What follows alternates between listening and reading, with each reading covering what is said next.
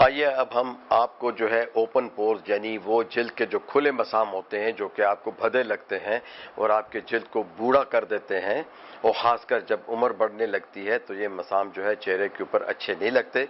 इनके ठीक करने के लिए और आपकी जिल्द को चमकदार बनाने के लिए हम आपको घरेलू नुस्खे बताते हैं जो कि बाजारी नुस्खों से बहुत जो है अर्जा हैं और कम कीमत है। ओपन पोर यानी खुले मसाम के लिए घर की सादा तरीन चीज़ें क्या क्या है।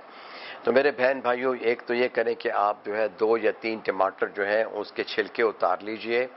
छिलके उतारने का तरीका बहुत आसान है। या तो आप टमाटरों को फ्रीज़र में रख दीजिए और फ्रीज़र से निकालने के बाद फिर आप जो है उसका छिलका बड़े आराम से फ्रीज़ किए हुए टमाटरों का जो है वो निकल जाता है। तो आप उन टमाटरों को थोड़ा सा डीप फ्रॉस्ट करके खुली हवा में, यानी डीप फ्रॉस्ट करने के लिए आप ओवन का इस्तेमाल न करें। जब वो नरम हो जाए तो आप उसको जो है ग्राइंड कर लीजिए, मिक्सर में उसका पेस्ट बनाइए।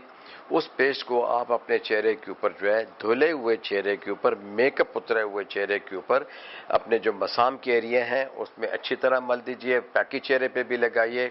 15 से 20 मिनट लगा रहने दीजिए। फिर इसको जो है आप जो है अगर सर्दी है तो नीम गर्म पानी, नहीं तो जो है आप आम पानी से अच्छी तरह धो के एक अच्छे टिश्यू पेपर से जो है या टिश्यू टॉवल से थपथपा कर खुशक कर लीजिए।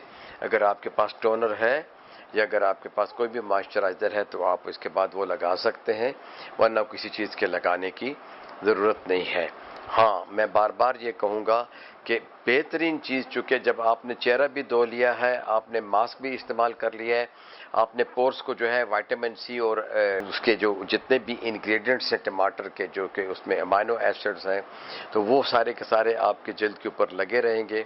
तो इसके बाद अगर आपके पास टोनर भी नहीं है और मॉइस्चराइज़र भी नहीं है तो आप फ्रेश एलोवेरा के, देखें फ्रेश एलोवेरा अगर आपके पास, पहले तो एक गमलों में लगा लें, आप इसके 2-3 कतरे फ्रेश जेल के जो है इसमें डालेंगी, उसको अच्छी तरह बीट कर लें, वो अपने चेहरे के ऊपर लगा लीजिए। ये आपका बेहतरीन मॉइस्चराइज़र है, इससे ज़्यादा की ज़रूरत नहीं है। वो एंटीसेप्टिक भी है। खुले पोर्स के अंदर आप यकीन कीजिए कि न कोई दाना निकलेगा न फुंसी निकलेगी।